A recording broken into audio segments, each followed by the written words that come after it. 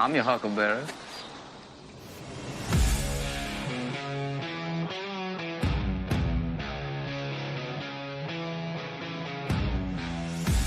This is the Smoking Guns Podcast.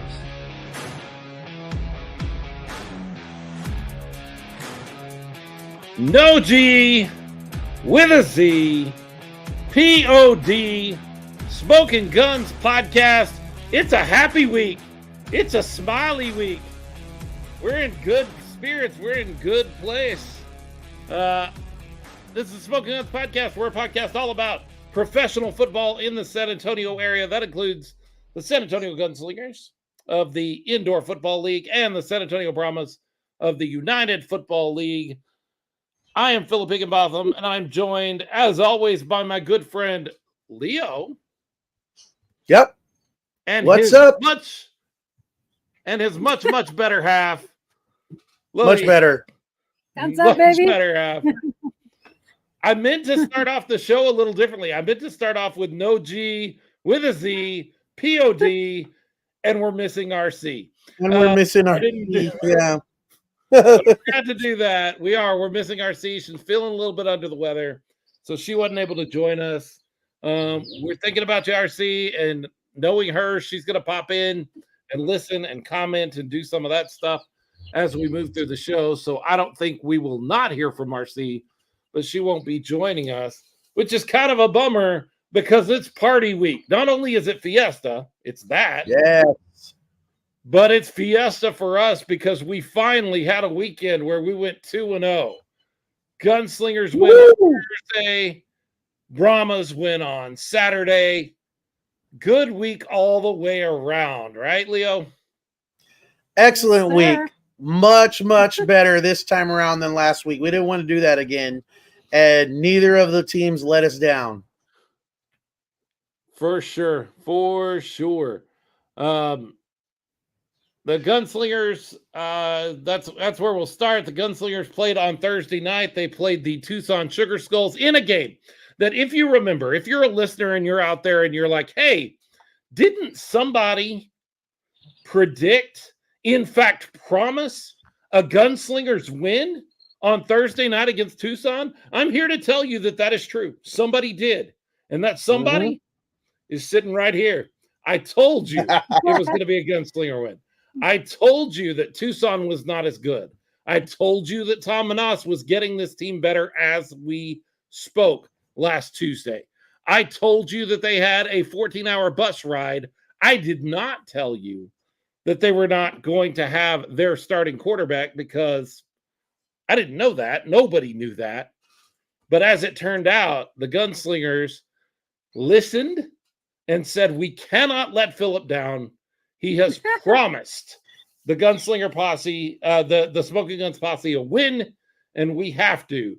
Missions Highlighter says in 3-inch bold letters. I think I did promise that. Yeah, that's right. Now, to be fair, I hedged my bets a little bit because if I promise it and it happens, this happens, and I get to be gloaty and have fun.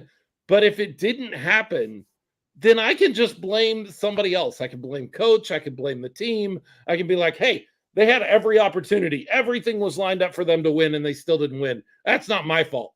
So in a way, I kind of hedged my bets a little bit. Like I was going to be safe either way, but I called it, and they won. And it was a great game, right, Leo?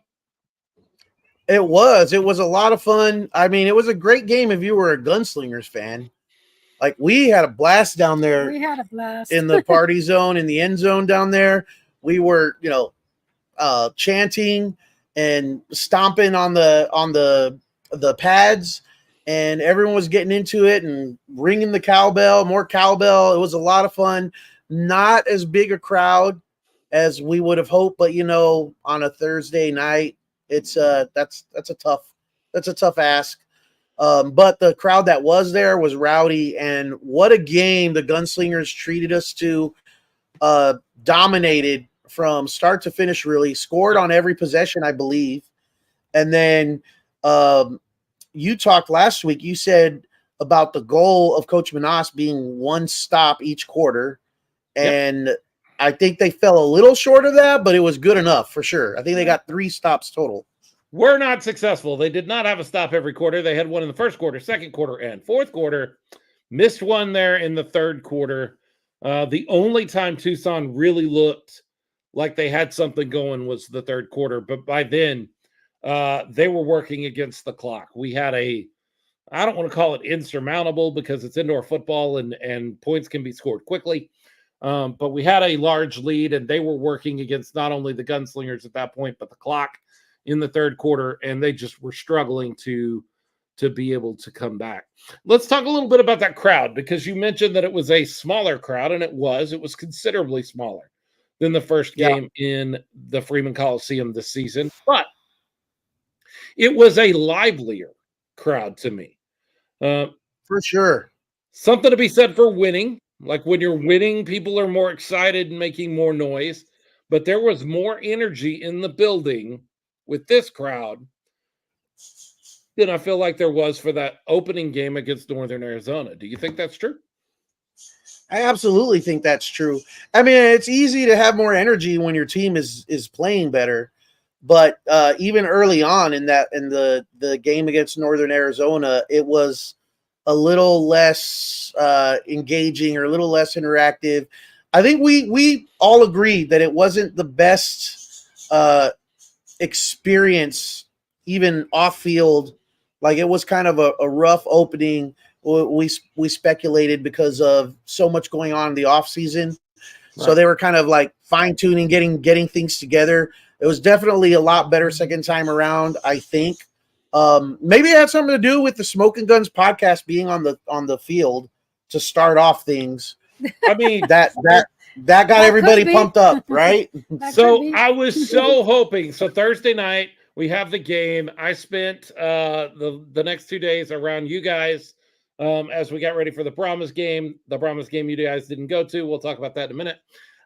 But I hung out with you guys, and one of the things that we talked about, because I was up in the broadcast booth, I didn't see it really well, but I heard that RC's coin toss was awkward, and I wanted to really talk with RC about this coin flip thing because it didn't work out.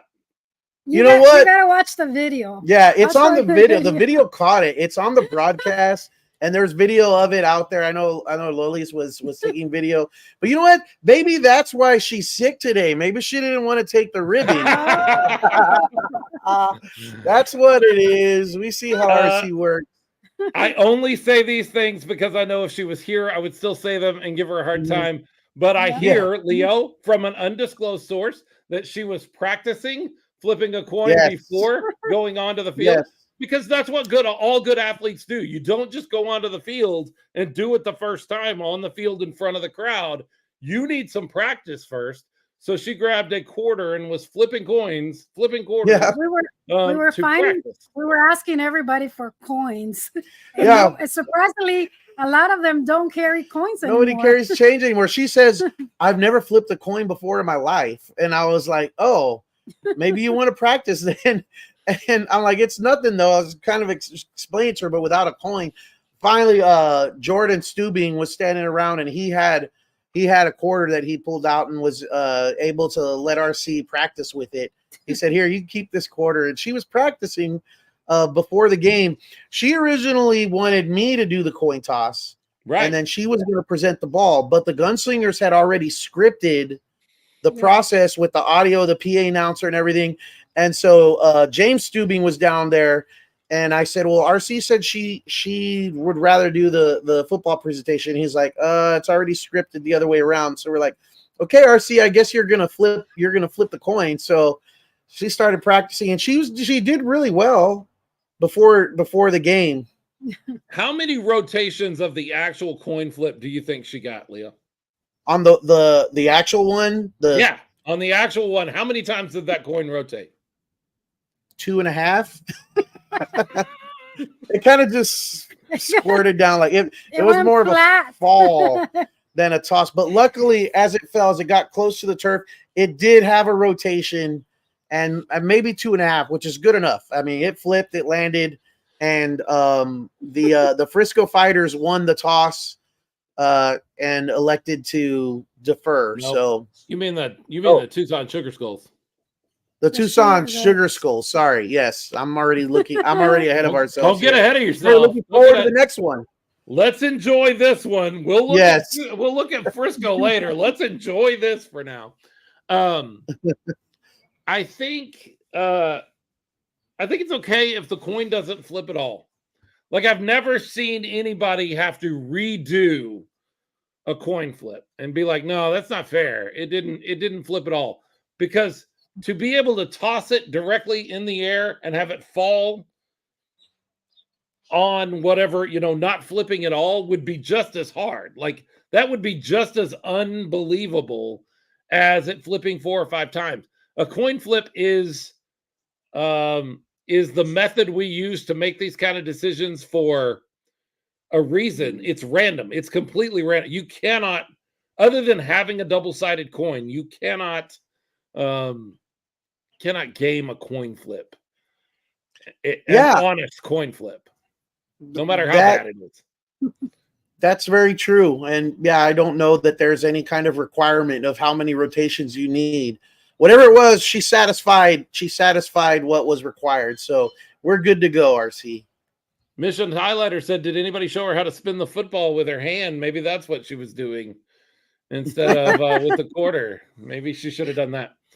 Well, I had the football in my hand, and I actually was trying to practice. Show her, look, this is how they do it, but I wasn't very good at that. So I probably shouldn't be too harsh on her about the coin flip.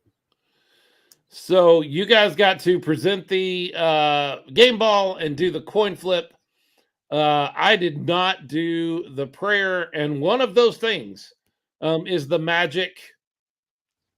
That's how we win. She's got to flip the coin every time. You've got to deliver the game ball every time, and I've got to stay off the field every time.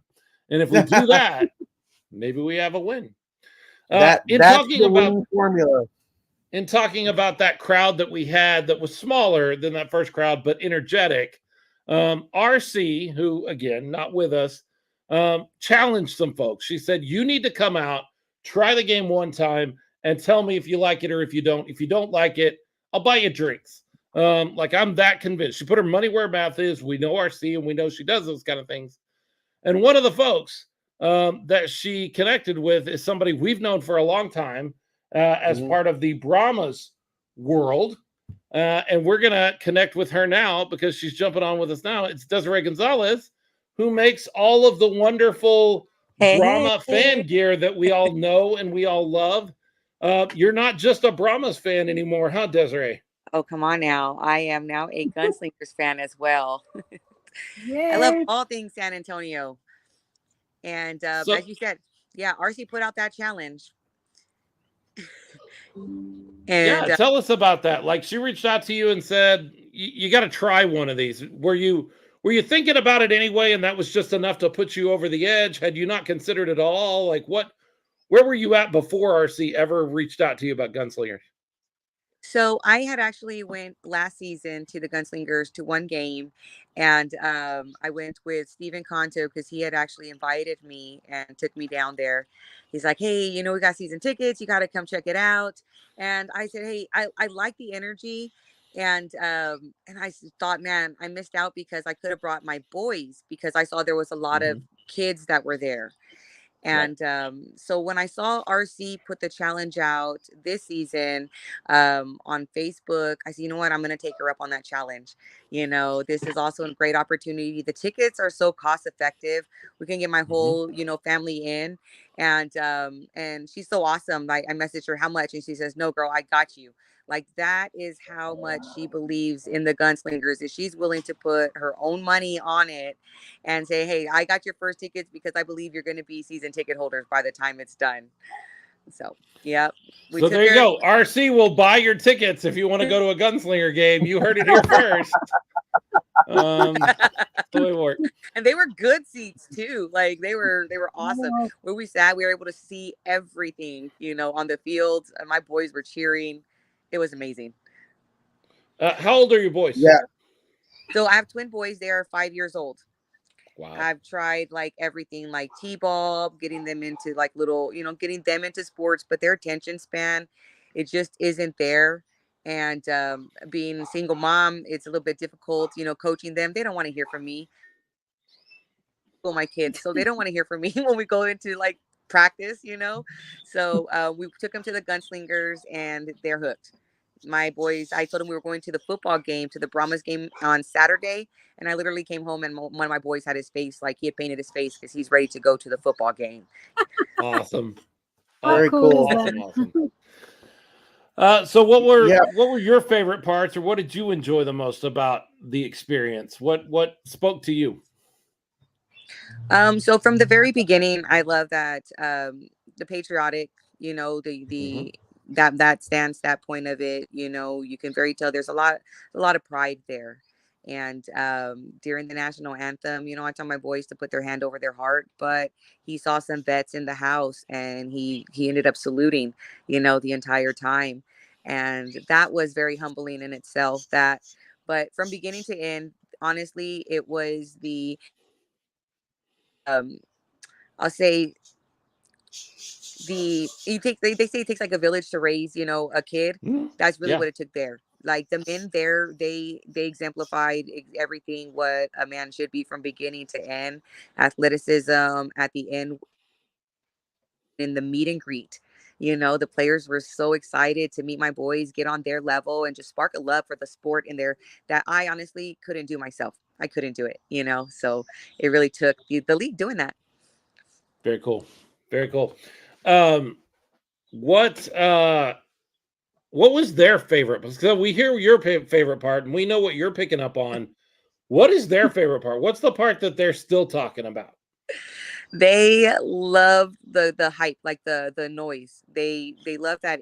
I mean, the lights, where it was a big thing. They love playing on the football field at the end of the game.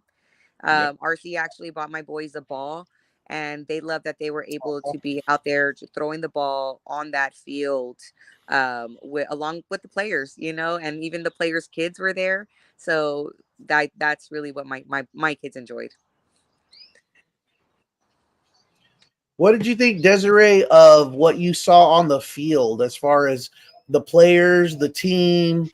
I mean, there was a lot of excitement on the field, and the way the players kind of interact with the crowd. And I know that you guys got into some of that as well. What you said you'd been there once before, but your boys, I mean, was it what you expected, or what? Talk to us about that.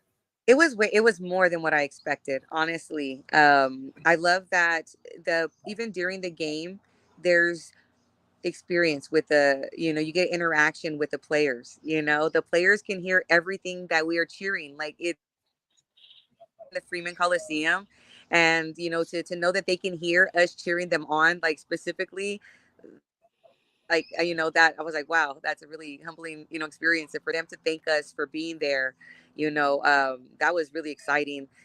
Game balls that went out, people, I got to see that they got to keep the game balls. That's huge. That's a whole experience that I mean that kid is gonna keep with them forever.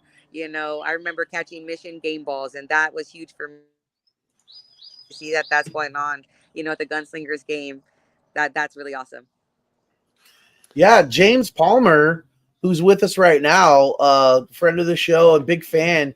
He was by the way, he attributes the win and everything to him being on the wall. He said it was me being on the wall, and he's going to stand by that because it was his first game on the wall. He may never sit off of the wall again after that game, because not only did the team play really well and we get that win, but he got not one, but two of those game balls that you're talking about, Desiree. He got two balls in one game.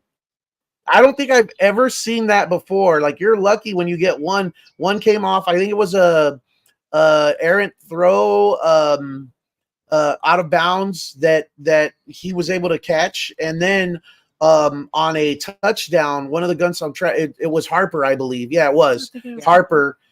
Takes the ball to the house and then goes to the wall, and in celebration hands the ball over to James. So that was pretty awesome. Yeah. Yes. It really was. That is an experience that, again, they're going to take on forever. Were we sitting behind you actually? Yeah, Yeah, I think they were. Yeah, We were sitting right. Yeah. Yep. So one of the things you do with the Brahmas is you've worked on putting together a lot of really cool fan Brahma gear. I is that something that now with there may be some red and blue gear out there that is not going to infringe on anything the Gunslingers do. They're good friends of ours, and we're connected with them, and we want their gear to sell as well. But is that a possibility? That we might start seeing some other Desiree stuff. Yes. Well, actually, my sons and I, we pumped out some Lacobe fan club T-shirts. Nice. And then we got to go meet Lacobe after the game, and he like loved that we had Lacobe fan club T-shirts on. He's like, "Hey."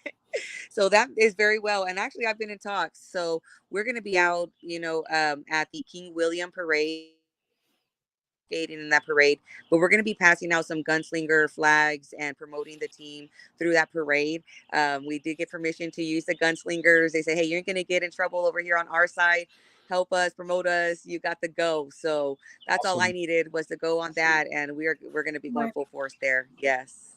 How cool to have a team and a league that are excited about people that are excited about what they do and willing to partner with fans to make things even better. That would be cool if every league did that, huh? Yeah. Oh, for sure. I told them, "Hey, I'll even bring the photo booth out, whatever we do." And they're excited. So, I mean, that just makes us more excited. And like you said, I know that we've had great support from the BWO, and I know that they'll be, backing us up. So I definitely look forward, to seeing fresh faces there at the game on May 4th. Very cool.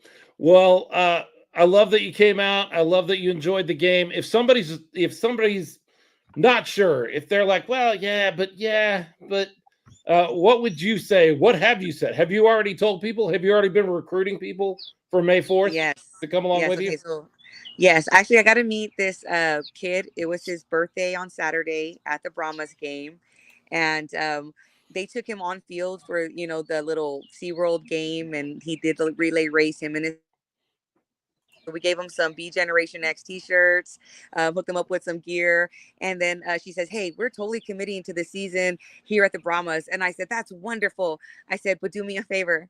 Before you fully commit, go check out a Gunslingers game." Nice. Your kids got some friends here. I guarantee, that you're going to be able to get the entire family in, get some awesome gear there, and just great time, from the beginning to the end. So they said that they'd be checking us out on May 4th.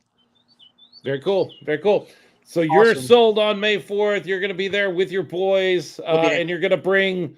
Robert Seco says we need 4,000 more people. So you got some work to do, Desiree. Oh, we got some work. Hey, we're going to be out there at King William Parade, so there's going to be thousands of people there. We can do it. Very cool. Very cool. Where can they find you if they want to find you and connect with you and see some of your gear? And some of the stuff you do for not only Brahmas now, but for the Gunslingers, where do they find you? How do they connect with you? So on Facebook, you can find me. I'm Brahma Boo. And you can also find me at www.sabrahmas.com. You can shoot me a message if you want any custom gear made, and I will be more than happy to accommodate that for you. Excellent. Her name is Desiree Gonzalez. She is now the newest, one of the newest, because there were a few there, but one of the newest Gunslingers fans. She's going to be one of our ride or die fans, like the rest of us have been for a while. She's connected. Her boys are excited. Shout out. What's the boys' names? Ralph and Randy. They're the newest super fans. Ralph and Randy, the newest. We're going to put them on the super fan list. They're going to be the twin barrels. Yeah. They're there. I love it. The twin barrels. I love it. That'll be awesome. Ralph and Randy and Desiree and their friend Enoch Flo were all out at the game. You can be out at the game too. You should be out at the game on May 4th. It's Star Wars night on May 4th. May the 4th be with you. They're going to have a saber giveaway like they did a few years ago or last year. Lots of cool stuff going on. Make sure you get your tickets. And if you don't know how to get your tickets, get a hold of anybody on your screen right now, and we can get you connected with the folks that get you tickets to the game. Desiree, thanks for stopping by. I hope lots of people come and check out your stuff. Thanks for hanging out with us. All right, we are going to take a quick break, and when we come back, we'll get onto the field, Leo, and we'll start talking about some of what we saw in that Gunslingers win, that 60-36, if I remember correctly. Now I don't have the score pulled. Yes. 60-36 win over the Tucson Sugar Skulls. Stick with us. Smoking Guns Podcast. We'll be right back. Don't go anywhere.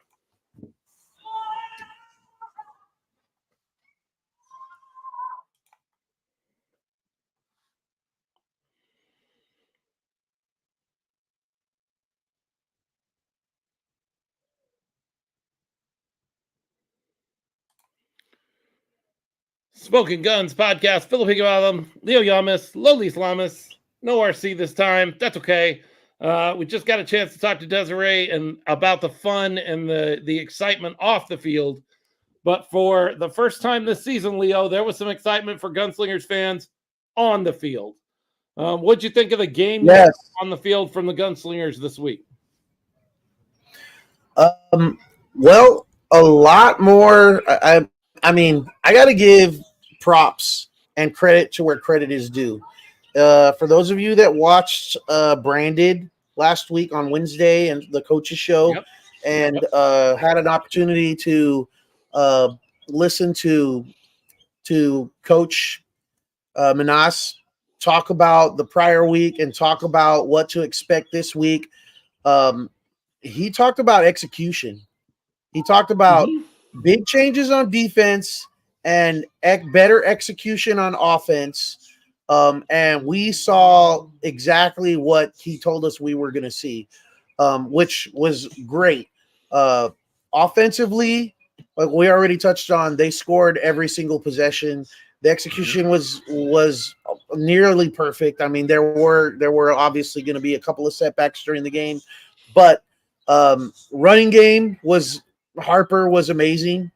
Passing game, you had Sam Castronova again displaying why he's an MVP candidate for the IFL this year, giving us a huge, big time scare. I was so scared. Man, early in the game. Like the whole season flashed in front of my eyes because I was like, Tucson, this is where we have to get the first win because Frisco is next, and we're going to talk about that in a minute and how I don't think like Frisco is going to be tough, but it's not a can't win.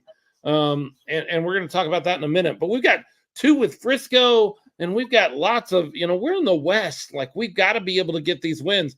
And Sam is down on the turf in the first quarter and the whole season. I'm like, this is it. This is it. This is how it all ends right here, is with Sam on the turf. And I'm telling you, we were in the end zone that they were coming towards when that injury happened, and we saw it head on. And I saw when Sam went down and the way he kind of threw his head back a little bit in frustration, and then he took his helmet off and kind of threw it down to the turf. And I could see in his face and I could see in his body language that it was not good. I was going, oh my gosh, this is not good. He started to, like, he was kind of going to get up, and then he didn't get up. And I was like, oh man, I hope this isn't, was it a shoulder injury? Was it, what was he feeling? Which I talked to him later. And he described to me exactly what he was thinking, what was going through his head. But it was a scary moment. The entire Freeman Coliseum was silent for at least a minute and just very, very concerned. Luckily, he got up, only missed a play. He's tough. He's a competitor. If I have one criticism of the game, it's the same criticism that we've voiced before, is like, as great as he's been as a running threat, I really like to minimize that, because he's the one guy. I think if he gets hurt, it's bad news. Yeah, it's bad news for this team. But for the first time on offense, and no offense, Coach, I know Coach Manas is out there, or at least he was earlier. No offense, Coach, but for the first time this season, Keyshawn Harper was finding holes and making room and making runs where Sam didn't have to carry the ball all the time or be the only guy getting rushing yards, which we've had trouble with this season. I will tell you that execution, you talk about Coach Manas talking about execution. For the first time in nearly a year, the Gunslingers executed in all three phases of the game. And so were we playing a weaker opponent? Yes. Were we playing an opponent on a quick turnaround and a bus trip and no starting quarterback? All of that is true. Like, all of that is true. But I also watched what I was seeing from the defense, and the times that there were long passes made on our defense, they were still contested passes. There was still a defender in the area. It was just a good pass from their backup quarterback to drop it over the top of the defender, but he was there. Like, the defender was there, able to try to make a play on the ball. Honestly, we haven't seen that same situation. So it doesn't matter if it's the backup quarterback or you or me. Some of those balls in the Vegas game, anybody could have completed that touchdown pass. It didn't have to be an expert or an excellent quarterback. This time it was contested. All three phases. Offensively, we put things together. Defensively, for the first time all season, it felt like we had things together. And then on special teams, Mark Yamaguchi mentions him already. TC Stevens, 12 points all by himself, 7 for 7 on extra points, and then 2 deuces that are just so exciting. God, I love deuces. Like, nearly had 3. Yeah, he did almost have 3.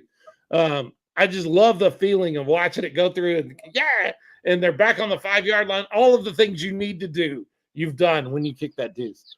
They looked great. They did. We were chanting over on our side with TC Stevens. We were chanting automatic, and then banging the dasher boards, automatic every time he came out there. And it was just great. We were talking to him before kicks because he's over in the end zone by us, and we're like, right down the middle, get that deuce. And definitely his best game as a gunslinger. We've had, conversations, a little bit of concerns about that the kicking game. I mean, he's been great from on the extra points, but the deuces have, they just haven't been coming. But he was sure on target this last game. As you said, executing in all three phases. And you touched on, it was a weaker opponent than the ones we face up to now. But, I mean, so what? So you can only play the team that's in front of you on any given game day. And that's the team that was in front of them. And it's on the Gunslingers to execute or not. That's on them. It's not up to the opposing team or the officials. The Gunslingers came to play, and they showed it. Yeah, they showed up. I guarantee you, if the Gunslingers mess around and lose that game, everybody's going to point out all of the reasons they should have won. So don't come at me now and be like, wow, they only won because this, and this. It doesn't matter. It's not their fault that they had to take a bus ride. It's not their fault that they were on a short schedule. Hey, you want to talk about scheduling? Really look at the Gunslinger schedule. Now that we're into the season and we know what these teams are, now look at how the Gunslinger schedule is set up. You tell me why we only play San Diego, Las Vegas, Bay City, or not Bay City. I'm sorry. We only play Northern Arizona. We only play some of these teams one time, even though they're in our conference. But we play the Frisco Fighters, who are one of the best teams in the Eastern Conference, 3 times. We play the Massachusetts Pirates, one of the best teams in the Eastern Conference, twice. What is going on? Did they just say, let's give the hardest strength of schedule we could to the 2 new guys on the block? Because the Gunslingers currently, God, I wish I'd pulled this up. I saw this earlier today. The Gunslingers combined record from opponents is 15-3. And the Jacksonville Sharks is 16-1. The teams that we're playing, the 2 new kids on the block, are the best teams in the league over and over again. So if you're a conspiracy theorist, that's intentional, because they're the 2 teams that came from that other league. And then San Antonio, I know we were feeling pretty good about our team, and we were talking smack about what we were going to come in and do. We were talking championships and beating San Diego by 40 in the first game. You know, we were feeling good about ourselves. So, and very public about it. So even before the scheduling came out. So if you're a conspiracy theorist, you say, well, maybe that's intentional because, you know, the league aficionados wanted to say, you know, this league is in fact a step up and a lot harder than the other league. How good would it have looked on the IFL if a couple of teams from the previous league come in and start wiping the field with the competition as they're coming in? That's not a good look. So you mentioned that, and then just maybe that's something you, as a conspiracy theory. Sure. Now the scheduling is what it is. I think scheduling is a lot like officiating. You can't do anything about it, and it's out of your control. So you might as well not look too close at it or get too upset about it. You can't do anything. They don't give you. You can't submit your schedule at the end of the year and be like, look, it was a lot tougher than you thought it would be. Isn't that good for like a couple more wins? No, it's not. That's not how it works. So it is what it is. We just have to play it out. But when you look at it now, as we've gotten into the season and you look at some of the schedule, you go, and Coach said on his show the other day that we had something like 3 games in 9 or 12 days, like the way that things were lined up. It was rough. Yeah, very short weeks, not a lot of preparation time. And in football, preparation is like that's a big, huge part of, I mean, everything. Your game planning, your guys getting healthy, you know, getting their bodies ready. It's just that's a huge thing. Jason Wood said, and something the Gunslingers haven't had. Yeah, Jason Wood said, I'm still not convinced that our defense has really stepped up all that much. We'll see at the end of next game. I'm going to tell you, Jason, I understand where you're coming from. I get what you're saying. I get what you're seeing when you say that. I saw the game. I watched the game very closely, and I will tell you, this defense was better than any defense we have seen all season long. I'm not saying they can't get beat. I'm not saying that they're perfect. They were neither of those things, but they got pressure in ways they haven't. They stopped the run in ways they've struggled with, and they were making players make plays to catch balls, which is something that has been a struggle. All 3 parts of the defense that I had issues with going into this game, I saw improvement on in this game. They were definitely better. I think against a better opponent, they would still be better. Go ahead. Yeah, and as Abel says here, clutch stops. I had to show his comment because that was the other thing where we had some 3rd and short and 4th and short situations where the previous weeks we were seeing the Gunslingers give up those plays, and not, if it was 4th and 1 or 4th and 2, they weren't giving up the 1 or 2 yards to move the sticks. They were giving up 15, 20 yards sometimes, most of the time. And they were actually making those stops this game. They were in position to make the plays. 2 turnovers, 2 interceptions. And interceptions happen when defensive backs are in the right places. We did not have any interceptions before the game against Tucson. You know why? Because our defensive backs were never in the right spot. We all saw it. I'm not saying anything that should upset anybody. Our defensive backfield was a mess for the first 3 games. And they were never in really good positions. Sometimes they were in okay positions. They were never in really good positions. So you can take something like that second interception, which was this, tip drill kind of ball, and go, that's just luck. It's not luck.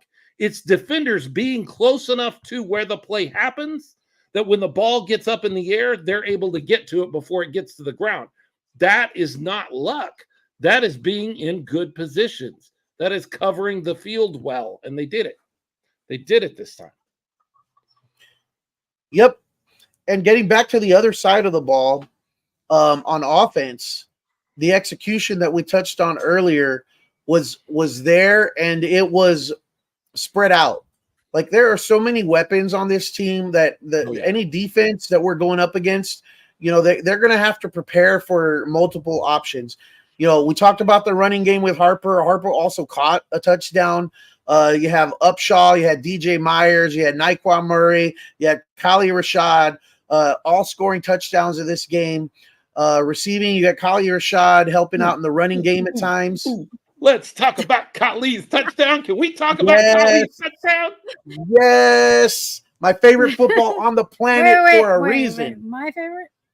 Our favorite football player on the planet for a reason. And he demonstrates it over and over and over again. Go ahead, Philip.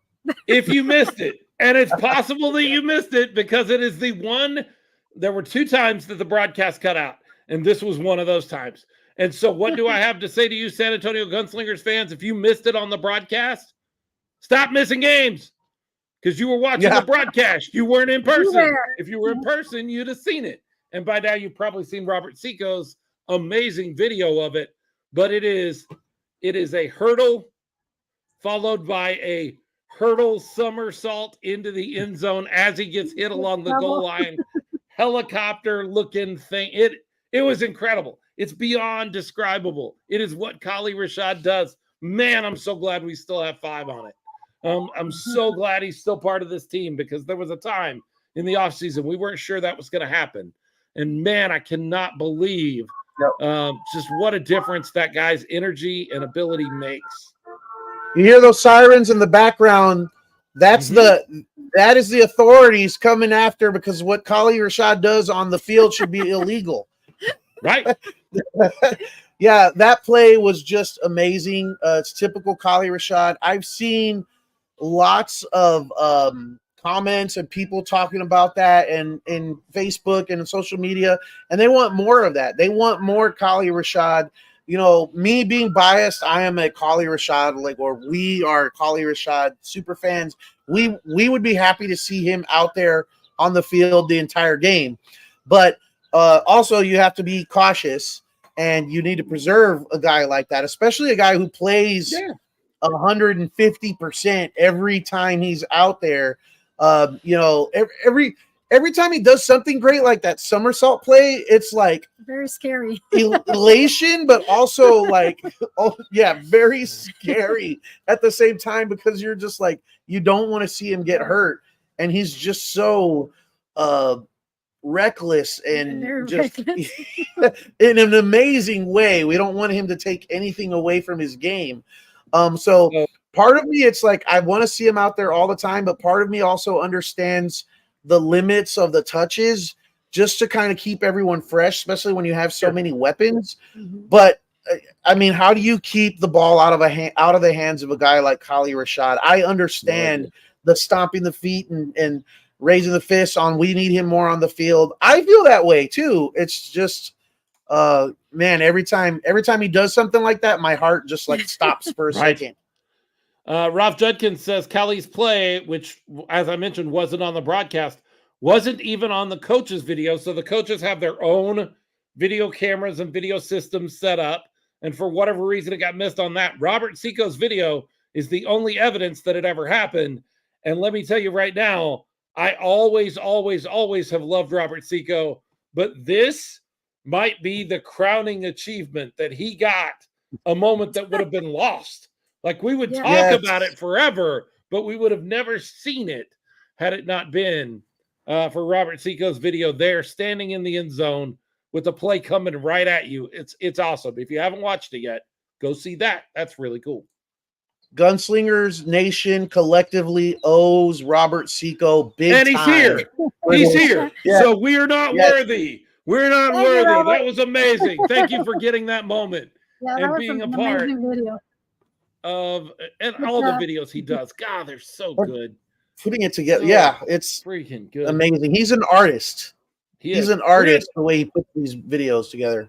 Running a little long, but there's so much good stuff to talk about. We're going to take a quick break. When we get back, we're going to talk about why I think there's a possibility that even though the Frisco Fighters are 4-0, they may be 4-1 after Friday night. That's right. I called a win last week. Am I about to call another one? Stick around. Find out. Figure it out. We'll be right back. Smoking Guns Podcast. Hang in there.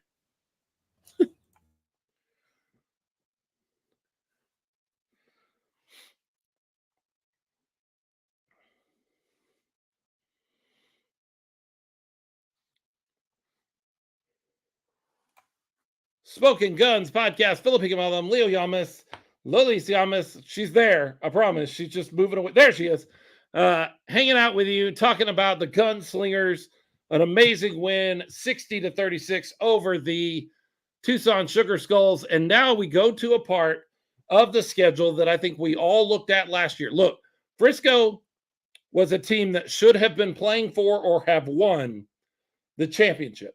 They had this really inexplicable collapse against Sioux Falls in the playoffs last year and ended up getting knocked out of the playoffs and not getting a chance to play for the championship. But they were a championship caliber team last year. And so I think all of us, when we saw the schedule come out and there was a home-at-home portion of the schedule, we all circled it and went, well, we're going to find out a lot about our San Antonio Gunslingers by weeks 5 and 6 of their schedule, because that's going to be tough. Am I wrong, Leo? No, not wrong at all. This is definitely kind of getting put through the grinder here. We're going to learn a whole lot. And it looks like we're starting to get things together just in time for a really big test. Mm-hmm. And let me tell you, I think that there is a possibility that the San Antonio Gunslingers go to Frisco and shock everybody. Why do I say that? Well, I don't know if you've been paying attention or not, but San Antonio Gunslingers are 1-3. Yep. That 3, that sounds bad. But you know what they've learned in that 3? They've learned how to pull together, how to come together, how to deal with adversity, because they've had adversity. We've seen adversity this season. Amen? Amen. We've seen adversity this season. Preach. We have been through it. And now we've learned how to win. I don't know if anybody else subscribes to this theory like I do, but I'm a big believer that you have to learn how to win. You have to learn how to put it all together. And then it's easy, not easy, but it's easier. It's like riding a bike. As soon as something clicks when you're riding a bike, you go, oh, that's how the balance and the thing and you feel it when it starts to go over and you're like, I got it. Winning is the same kind of thing. When you learn how to win, it becomes a little easier for you to feel just like you are on a bike. You feel that it's about to go one way or another. You feel how you need to maintain your speed and how you need to control yourself. In the same way, I think you feel the momentum of the game differently. You go, oh, wait a second. We know how to win. And the San Antonio Gunslingers have walked through the first part of a season that has taught them a lot through adversity, and now they've learned how to win. Let's look at the other side of the equation for a second. In Frisco, what are they, Leo? Do you know what Frisco's record is? They're undefeated. They're undefeated. Yep. Undefeated. And you start and say undefeated, that means they're really good. And yeah, it means they're a good football team. I agree. Yep. But you know what else it might mean? They haven't played anybody? It means they haven't been tested. They haven't been tried. They haven't been challenged. Look, they had an overtime game in their first week against Tulsa. And that is the only game where anybody even challenged them. They beat Duke City 49-40. That game wasn't as close as the score would lead you to believe. They beat Quad City, who's a pretty good football team, 54-37. And then last week, they took those Tulsa Oilers that took them to overtime. They took those Tulsa Oilers and beat them 60-32. This team, Frisco, may be one of those teams that goes, we got it all together. And we're going up against 1-3. We got this.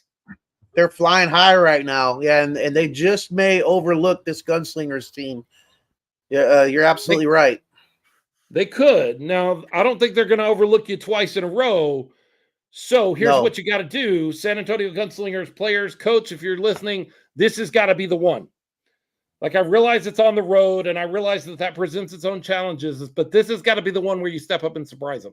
Because if you go up to Frisco and you give them a really good game, but you don't win, you're just going to piss them off. And then when they come down here to San Antonio, they're going to go at you that much harder. And so this is the one where you want to pick up and try. Ralph Judkins. Thank you, Ralph. Ralph is so good. I lift him up in the podcast. He lifts me up during a show because he pops in with Frisco's combined opponent records of 6-10. There you go.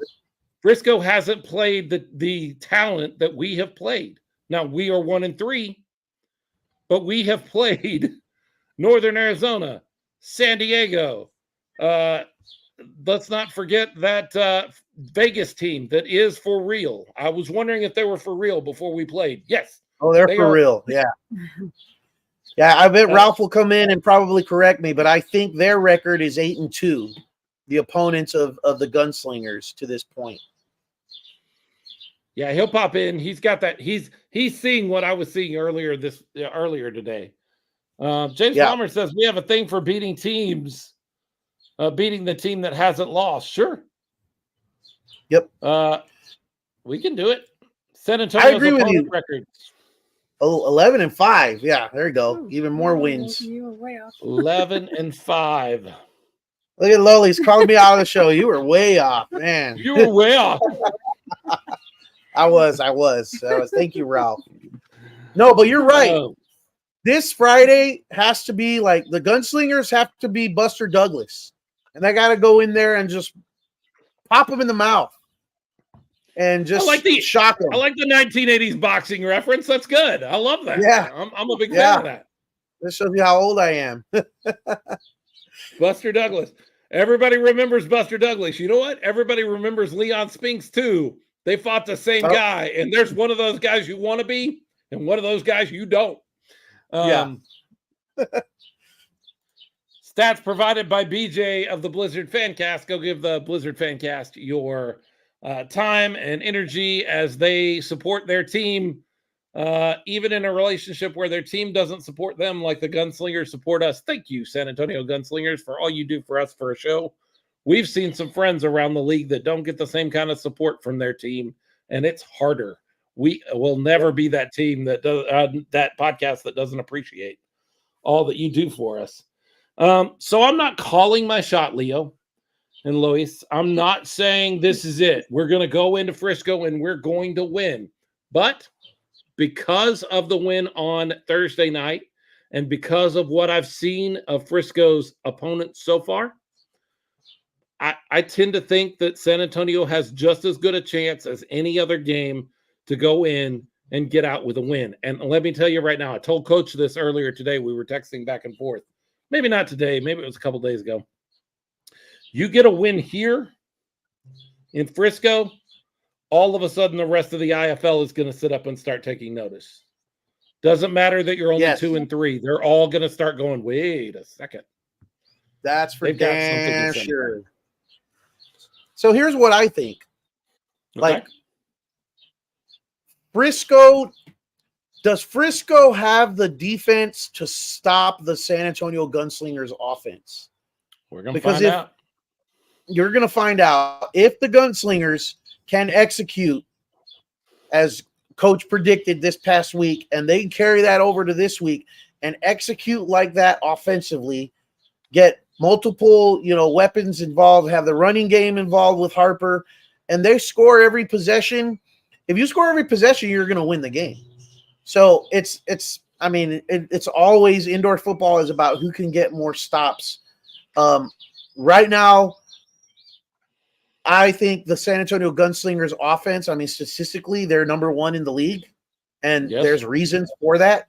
So Frisco needs to be concerned with that. And I think you're right. They may overlook that fact just a little bit. And I think the Gunslingers are going to surprise them offensively. Now, if they can, if that defense can carry over some of what they did and continue improving and get 1 or 2 stops this game, I really like the Gunslingers' chances. So just looking over their schedule right here, I know I ran through it just a second ago, but what you may not have picked up on is that the Frisco Fighters, Leo, have not allowed more than 40 points in a game. That's going to change this week. I was going to say, it's yeah, going to change. so that's going to change. That's going to be different. We know that. Is there a line in Vegas on that? Can we go and put money on that right now? Because I feel pretty good about that one. Hey, this is what your Amanda chiming in saying, who needs us when we have Lolis? Yeah, you're right. We can just set her up here and just that would be the whole show. Yeah. Let's put her there and that'll be the show. I think I need to change my title down there. It says Leo and Lolis. It needs to say Lolis and Loli's husband. Right. Exactly. So this is what your friendly neighborhood Smoking Guns podcast does for you. Because I heard some of you this week at the game. I talked with some of you and you said, what's the deal? How come we don't know who we're picking up and who we're not, and transactions and injuries? They didn't have their starting quarterback. We knew nothing about that. So I did a thing today. I reached out to the commissioner of the IFL and I said, hey, Todd, what's up, man? Why don't we have this information? We should have this information, especially if you want fans to be fans and you want folks to be betting on your sport. Having this transaction information along with injury information would make a lot of people really happy. Here's the deal, folks. There's a league that will remain nameless. I'm not going to mention them because I don't want to give them time. I don't want to give them any oxygen. I don't want to give them any air. They were taking the IFL transaction list and just going down the list and making phone calls when players would sign with the IFL, call players and offer them more money and steal them away. Lazy, ridiculous, just sabotage. Because ultimately, I've already heard from some of those players and in some of those situations, they never got the money they were promised, but they got pulled away from the IFL. So this league, you can't do anything about it. If you're putting that information out there for public consumption, the public is going to consume it, and this league was using it that way. So he's hoping when this league gets started, which is supposed to happen here shortly, that that will slow down enough that they can start releasing their information again. So it's not a matter of them trying to keep you in the dark or the betting public in the dark. I know Coach Manas got asked this question on Branded, which, by the way, go listen to Branded Wednesday night, 7 p.m. out at Matangas. Go do that. Go live and be a part of the coach's show, Branded. Somebody asked him on Branded if we would release transaction information, and he said absolutely not. And I don't blame him. He said the league would have to force me to do that. And I get it. Like, coaches don't want to release any information that can hurt them. Any information that you can prepare for. It's not coach's job to do Billy Back's job for it. It's not coach's job to go do Jason Gibson's job and give him the playbook of how we're going to run things and who we're going to have on the field. And bat down passes in the end zone. Right. The league would have to force them to release that information. And that's why I went directly I didn't go to James Stubing. I didn't go to Tom Manas. I know where they're at on this. So I went right to the league and I said, why? And I got an answer. This is why. This is why we have to do this for now. We're hoping to change it soon. So hopefully, as we get deeper into the season, we will start seeing some of that information. I hope so, because I'd like to know, not just as a fan, not just as a podcaster, but it's weird to show up as the color analyst for the broadcast for the league and the team and not know that they didn't bring their starting quarterback. I had done prep on him. I had read about him. I had there was a great article written about him that I had read up on. I had looked into this guy. I had some info locked back and ready for the broadcast that I wasn't able to use. That stunk to not have it, and I would like to have that information. But until this joke of a league gets out of everybody's way and starts just doing things the way you're supposed to do them. You need players. I get it. Do it the right way. Do some work. Do some leg work. Yep. Go find your own players. Don't just piggyback off a transaction list from another league and try to steal a bunch of guys. It's stupid. It's ridiculous. I went on my soapbox and I haven't been reading comments. Let's see what the masked man of San Antonio says. He says the Gunslinger game was insane. A complete blowout and dang near nailing all the deuces against the Sugar Skulls. I think a fire is lit and hope it continues to grow bigger inside these guys. They have too much talent for them not to use. I'm telling you right now,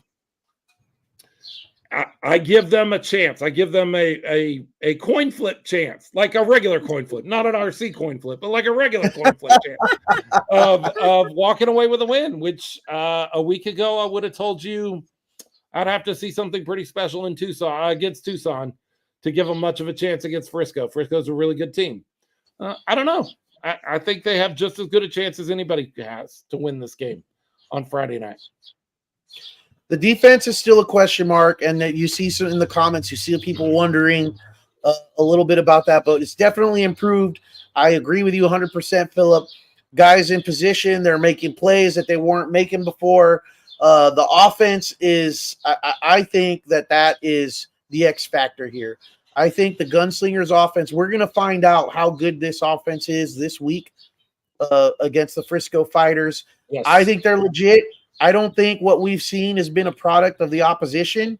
I think it's more of the talent that we have on our side of the ball when the Gunslingers are on offense, and I don't see Frisco being able to counter that. So, I agree with you. I think we have as good a shot as anybody else. It's not going to be easy. We're going into their house. By the way, we're going into their house, and I know I've heard of a couple of other Gunslingers fans, the Gunslingers posse, that's going to be making that trip up there. So what do you mean by that? I'm looking forward to speak on that. What do you mean by that? We're going into their house. Speak on that. What do you mean? Well, we got our tickets. We are headed up to the Dallas-Fort Worth area this weekend, Friday morning, and going to make a weekend of it up there Friday for the Gunslingers Frisco game, and then again Saturday for our San Antonio Brahmas, who are playing the Arlington Renegades.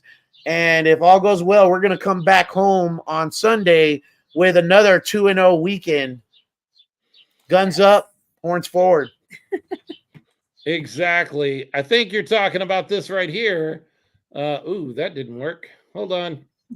Technical Not the right graphic. Here we go. There we go. This right here, the San Antonio Gunslingers are going to be at Frisco, and they're going to play the Fighters. And if you want decent price tickets, if you want some discount tickets, and you haven't gotten your tickets yet, you can scan that QR code on your screen right now, and it will take you to a portal that gives you decent tickets. I don't think there's anything over $100. I think it's 95 on down, and you can go drive up 35.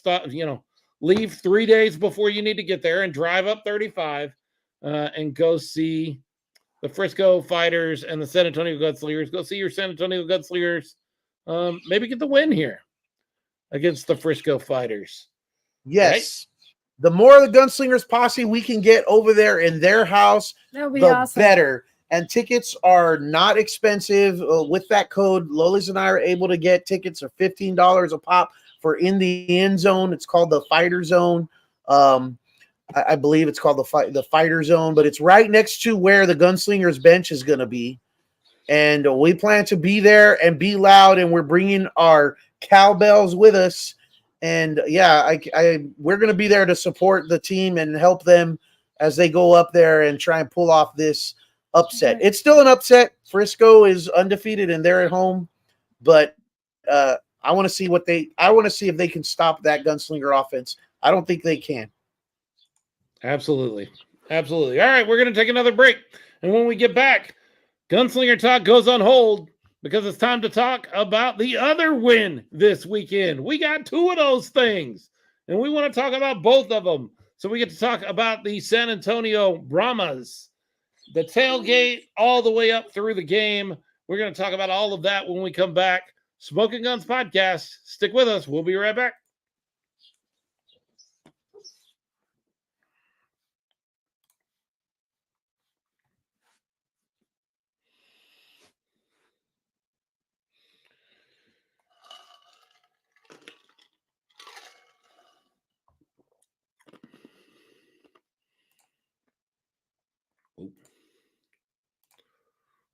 Smoking Guns podcast.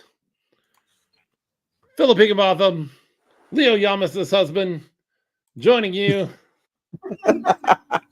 You read that wrong. But Lois Lamas. Hey, yep, get a little chilly for Loli. She going in, huh? She's heading for cover. But I will remain here and look a lot uglier. So sorry. There you go. Hey, it is what it is. We lost that that female mystique that makes this a different show. You know, we don't have it. No RC, no Dolores, but we will power on through the Brahmas game. Leo, we had a Brahmas game on Saturday, and we started the whole thing off with the tailgating party over off of Alamo Dome property. So I don't know that I'm not going to get us in trouble here in the next few minutes. But let me tell you something. I think if Warren and the Horns Forward podcast and those folks that put together that tailgate experience that we had this week, every week that we had a game, I think it would be awesome. I think we should do that. I think that would be better than giving the Alamo Dome $30 for 2 hours worth of tailgating time. I got there at 1 o'clock, something like that, and I was hanging out with everybody. Everybody was there. Steve Cantu, Elizabeth Clayton, Diane, and let's see, Rig Rocker was there. All the Horns Forward podcast guys were there. Steve Cantu, Desiree was there. Everybody, like everybody you know from this sort of community, Leo. And I know you and RC weren't able to make it, unfortunately. Yeah, unfortunately. Had an obligation to be at a wedding, but I was with you guys in spirit, trust me. But it was a better experience than, and you know what? All the tailgating, because we all knew each other, all the tailgating was in one kind of city block. So we were able to walk over to this side and walk over to that side, go talk to these people. Brahma Babe was there. Just everybody that I think of when I think of our Brahmas family is what RC would call them.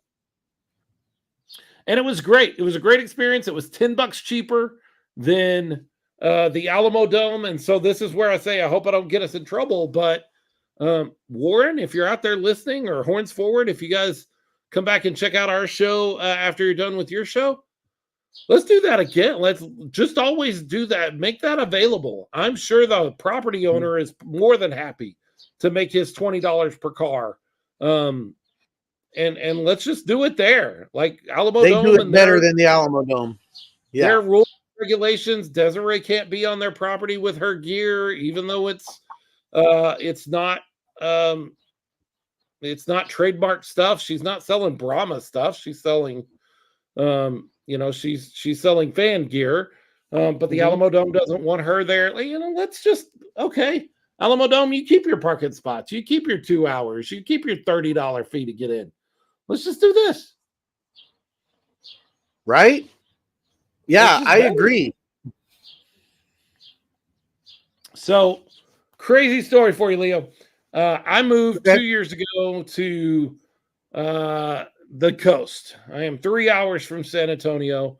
When I left, I had worked with a lady at the church that I worked at for 6 years before she left. She left just before I did.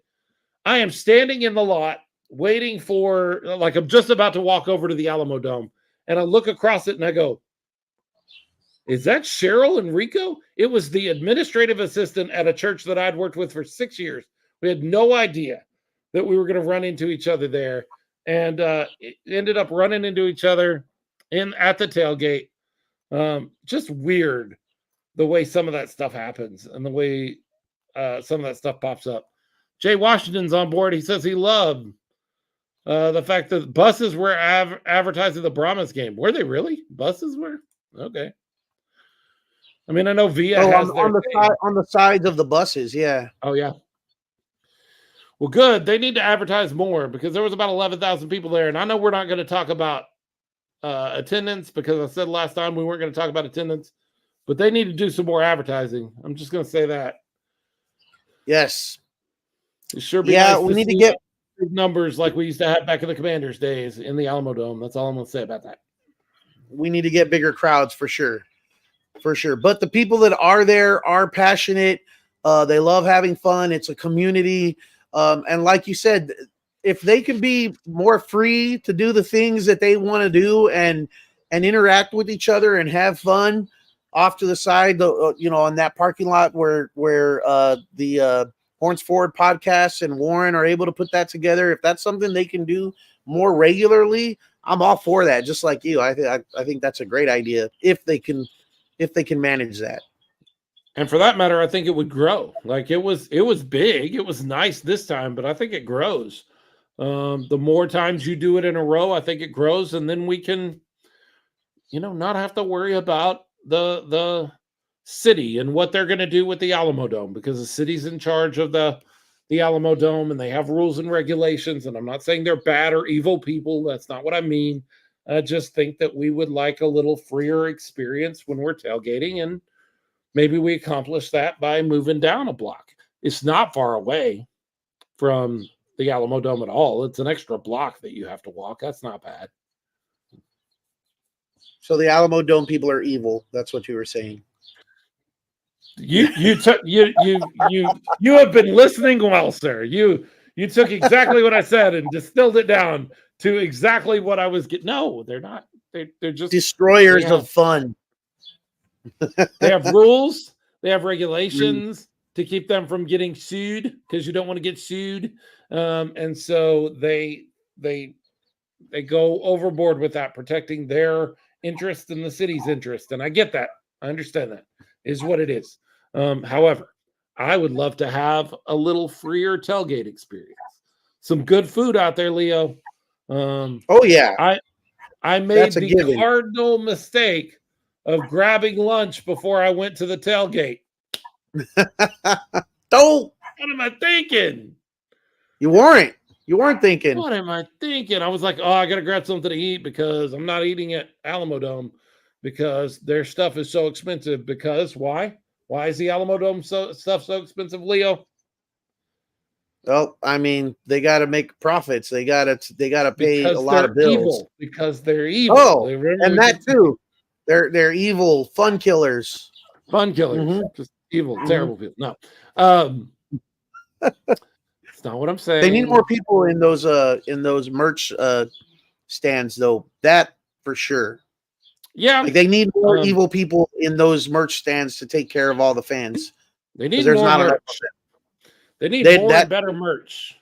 Better merch. Yes. I'm still waiting for a decent hat, a decent flex fit hat.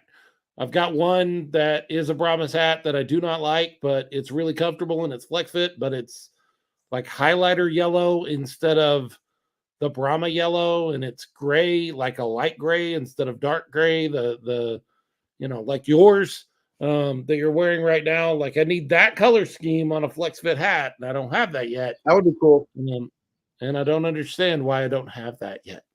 A flat bill flex fit. No. Let's not do this again. Jason Wood says Alamo Dome doesn't seem very family friendly in relation to the price of everything. Yeah, well, they do what they can do. Can't argue against that. It's red tape and city stuff. It's not just strictly the Alamo Dome. James Palmer says they don't have a Jordan, so that's your reason for not having awesome merch. Fair. Yep. Fair. And they can't have the Gunslingers Jordan. No, they don't have a Jordan. They don't have a Gunslinger Jordan. See, Jordan used to mean, like you say, they need a Jordan on that team, and it meant they needed like Michael Jordan, like the GOAT. But what we really mean is they need a guy that makes amazing looking merchandise for their team. And for us, the fans. Like that's what that actually means. And a lot more. But yes, that's definitely one of his very strong talents. For sure. I thought it was interesting. Leo, I haven't been out to the Alamo Dome yet this season, and you have. Let me ask you a question. have they had fountain sodas? Or have they just gone strictly to bottled sodas at this point? The last couple of games, that's a good point. I hadn't thought about. Yeah, you know what? It was nothing but bottles. Like, look, do I want to pay $6.50 for a bottle of Pepsi? Well, no, but I knew I was going to pay a lot for a soda. Like, I was ready for that, but I prefer a fountain soda with ice in the cup and that. And I couldn't find that anywhere. Like, I left 2 stands before I realized nobody has this. And I thought it was very odd. It was a very odd. They need to get in touch. They need to get in touch with the Houston Texans and talk to them about whoever's working with them on their concession, because the Houston Texans have refillable fountain sodas there. You buy a fountain drink, you get your cup, and they actually have soda fountains out in the breezeways that you can just walk up to and refill your cup with. I saw it, and the last time when Denver was there this last season, we went to that game, and I was so surprised by it that I didn't believe it. Like, I was like, that's not there for me. It can't be. But I really want to fill my cup. So I asked one of the workers that was there in the breezeway, and I was like, am I allowed to refill my cup in that soda fountain there? And he's like, yeah, of course. Yeah. So I was like, okay. Yes, and the Spurs do too as well. I'm thinking about football stadiums, but absolutely. I don't know why they don't have that in the Astrodome, in the Alamo Dome yet. Mo Ferrante says, from day one, I was told no ice at the Dome during games. Yikes. What? We don't like cold drinks in South Texas? Wow. I mean, I guess they keep the beer cold and the bottled sodas cold for us. I guess that's their view. Those evil people. Mo and Iris were out at the game. I saw them. They did not see me. I tried to stand up and catch their attention. They were 2 sections over from where I was sitting. Leo, I had really good seats. You should try to sit where I sat for this game. It was awesome. It was a great place to take the game. Yeah. Really cool. I'll have to try it out the next one. But they were wearing Smoking Guns podcast fan jerseys. Gotta love that. Very cool. Freeman, we've been able to get free refills. You just have to go to concessions. I did not know that. Wow. That's cool. That. Thanks for sharing that information, James. So Mo and Iris were there. Again, we saw everybody, and the experience is awesome. Like, it's just good. It's better when there are, when we really fill the dome and when we pack the dome, but man, it's just a great experience.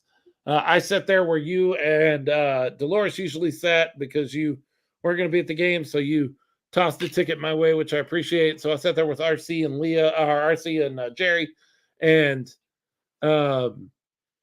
new guy that sat right next to RC.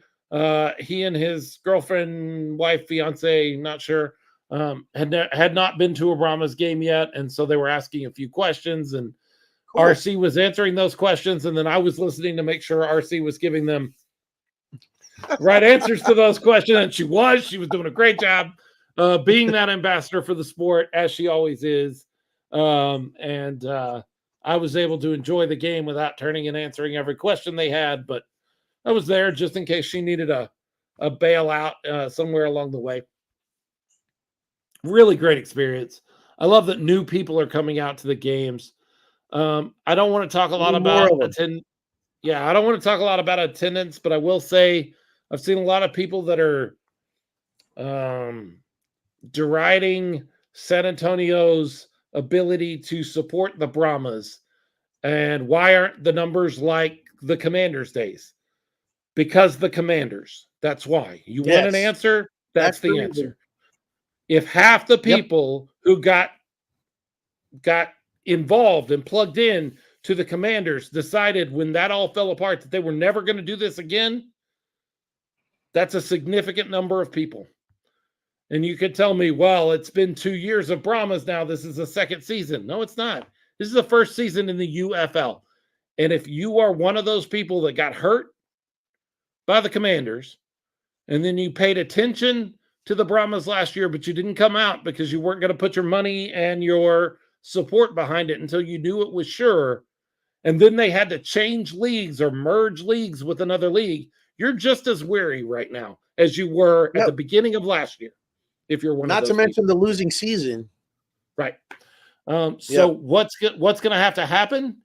Well, what's going to have to happen is like 3 or 4 years of consistency to grab those people's trust back, for them to go, okay, this is stable and not going anywhere. Is that fair? I don't know. It's their money. They get to do what they want to do with their money. And if they got hurt, some people got really financially hurt by the Commanders. Like I didn't. But Leo, you had season tickets that ultimately went unused and unrefunded, right? Yep. I also had merch that I had ordered that never materialized. Mm-hmm. Yep. Yeah. Because I had ordered it online. Yep. So you can say that's not fair, or you can say they need to get over it. It is what it is. There's a certain amount of people that are just not going to plug into this until they're sure. In fact, there was a gentleman that used to hang out, was a big part of this community back in the Commanders days. We had him on the show, a guy named J-Bone. He's never connected with the Brahmas. Never. No. Because he got that upset over what happened with the Commanders that he was like, I'm not doing that again until I'm sure. So he's never connected with the Gunslingers. He's never connected with the Brahmas. And frankly, there's a big part of me that doesn't blame him. We opened ourselves back up and jumped back out there and have put money and time and effort. But I don't blame people that go, I'm not doing that again. Fool me once, shame on you. Fool me twice, shame on me. I'm not doing it. Yeah, it's going to take some time to repair some of that in the community here in San Antonio. It also going to take some wins, and the Brahmas are doing a good job of writing that on the field and getting those wins to get people kind of pique the interest here in San Antonio. Yep. You are a professional at this, because I was just about to say we're going to take a quick break, and when we come back, we're going to talk about the win on the field. We're going to talk about the San Antonio Brahmas and their 19-9 win over the Michigan Panthers. Smoking Guns Podcast. Stay with us. We'll be right back right after this.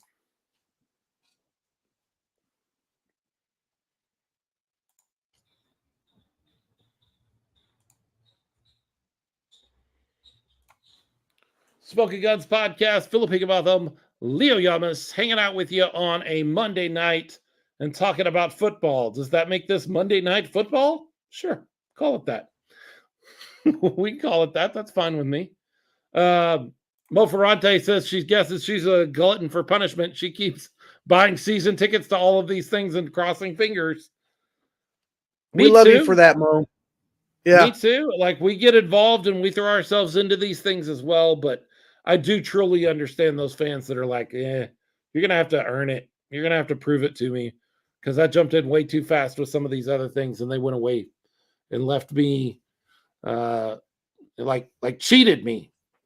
It's fair to feel cheated. And so they're not going to get cheated again. But the Brahmas, you mentioned before we went to break, Leo, need to win. Well, they're doing that. They're doing that. They're 3-1. They're tied for the top of the XFL division, and they just played the Michigan Panthers. And let me tell you, Leo, all week long, all I heard was this Michigan Panthers defense is really good. It's really good. Defense. It's one of those Detroit-style defenses. It's really, really good. I don't know what that means.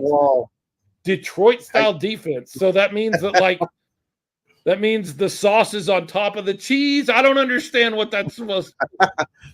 They're tough and from the streets. I guess. Cue the Eminem music right now. Right.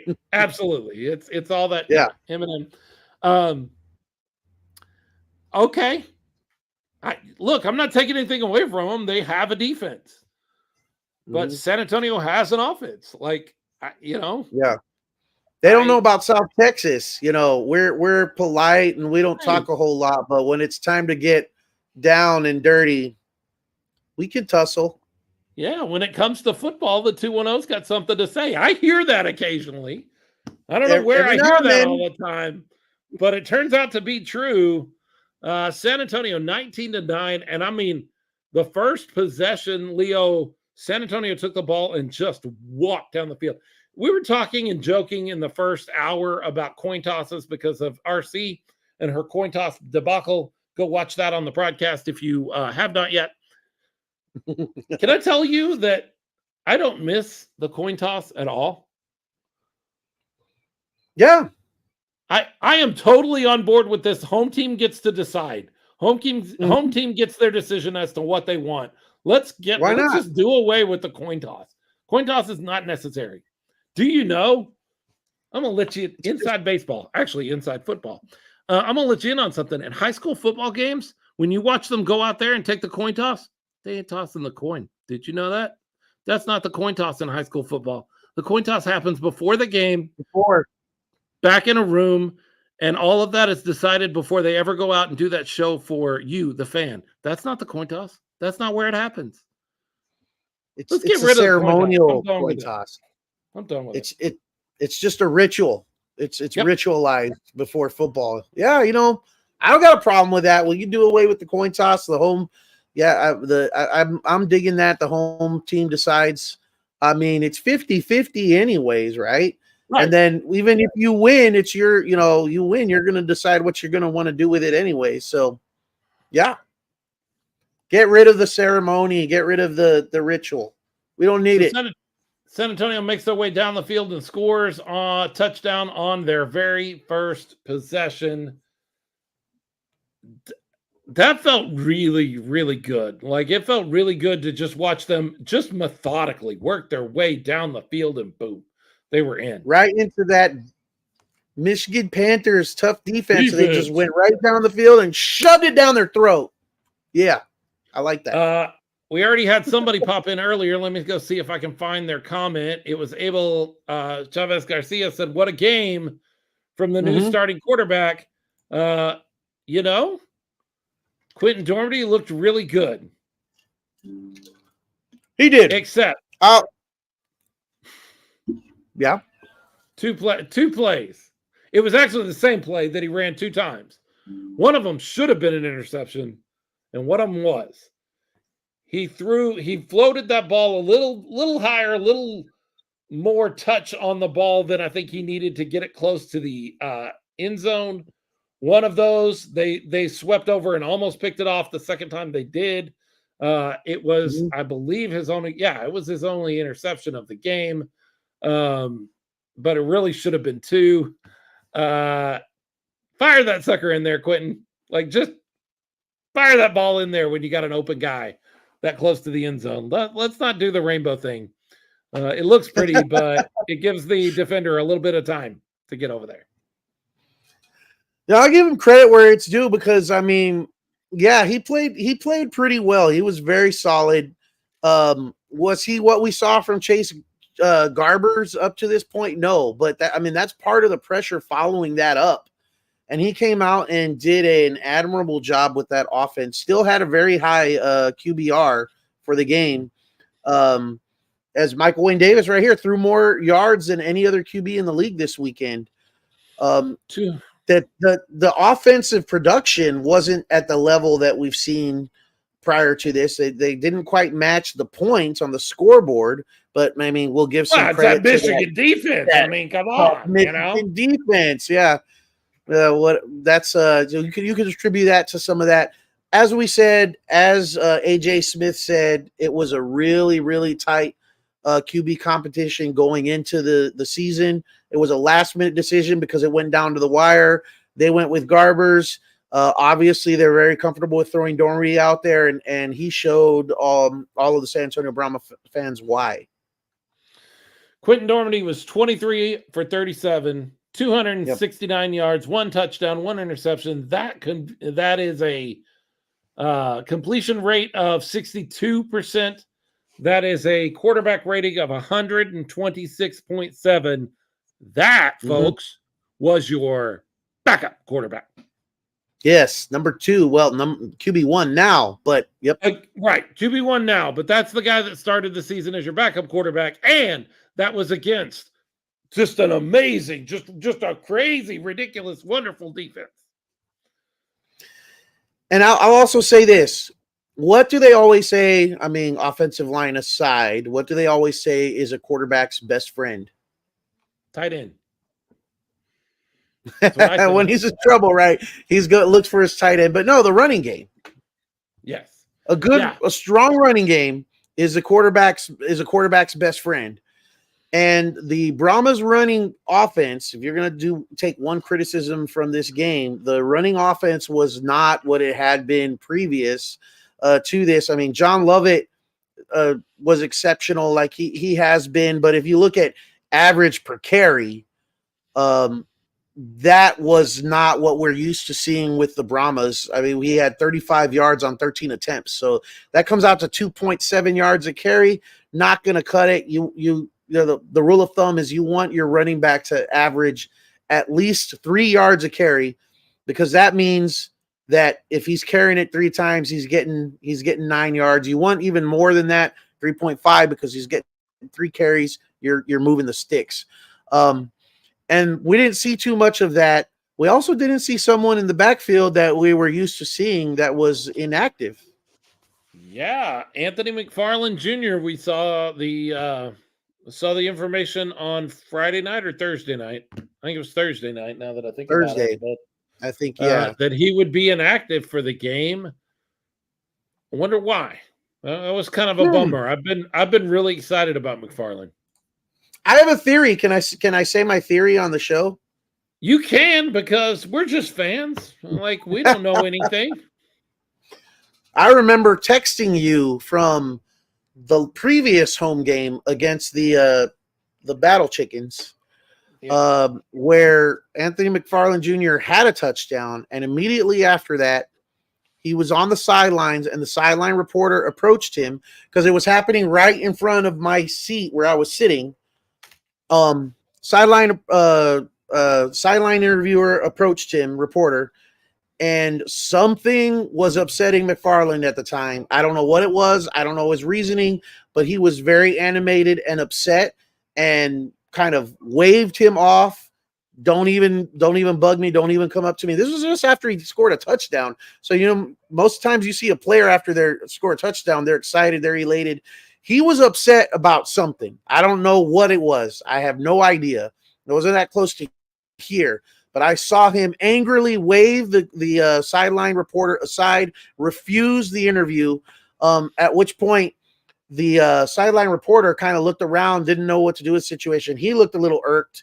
And then a few moments later, A.J. Smith walks over to him, the offensive coordinator for the Brahmas, and does the sideline interview after the score. Right. Now, I texted you about that. I was like, I find that interesting. What could possibly be going on there where McFarland Jr. refused the sideline interview? It seems like that's kind of a big part of what the UFL does. And yes. My theory is maybe they let him know how big of a part the UFL is, and there was some sort of punishment behind the scenes, some sort of a suspension, a 1-game suspension. It couldn't have been performance, the reason why he was held out of this game. Right. This is just speculation. I don't know what's going on behind the scenes. I'm just talking about what I saw, and it just seems awfully coincidental that after that exchange, the next game, one of the top contributors in the backfield for the San Antonio Brahmas is inactive. Could be and possible. Not on the injury report. Never know. Could be a thing. I found that we interesting. We know the UFL doesn't like sharing information, so the UFL does not like sharing a lot of things.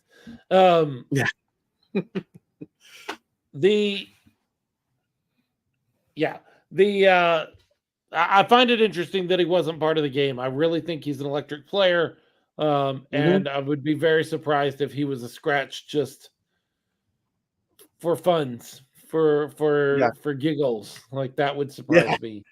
Nothing to take away from John Lovett Jr. He's a big part of the offense as well. He had a touchdown. But I think with McFarland Jr. back there, they have a threat. He brings a different aspect to the running game, and I think the offense would have been even that much better against that Michigan Panthers defense.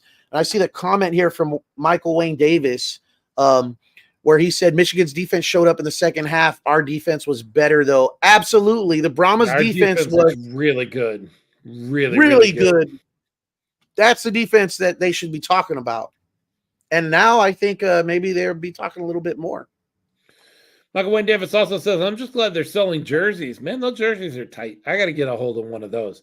I waited last year because I wasn't going to pay whatever they were, $180. Was that right?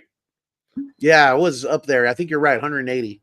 Too much because I didn't buy one last year. They're cheaper now, and I think they look better. I think they look great. You've already got yours, right?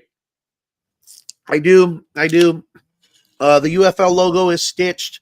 The San Antonio is stitched. Right. It's a better looking jersey. I think it's better quality. The numbers are a lot bigger. They were so huge. Yeah.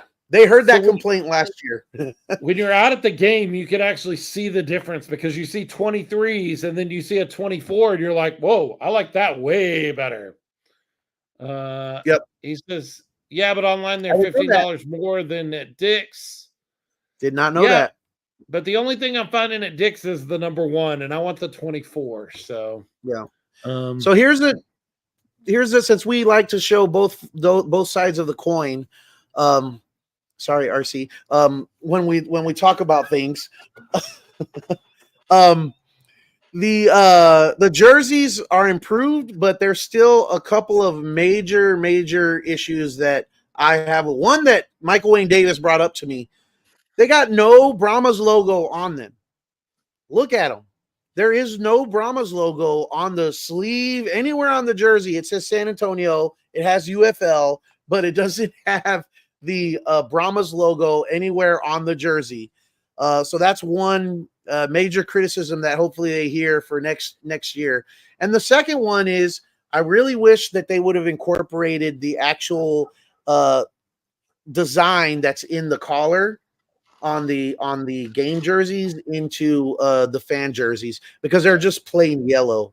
And I think that's really a kind of a design staple of the uniforms, is that kind of zigzag pattern that's everywhere. Yes. So hopefully they can, it's an upstart a spring league. They're saving money where they can, and I get that.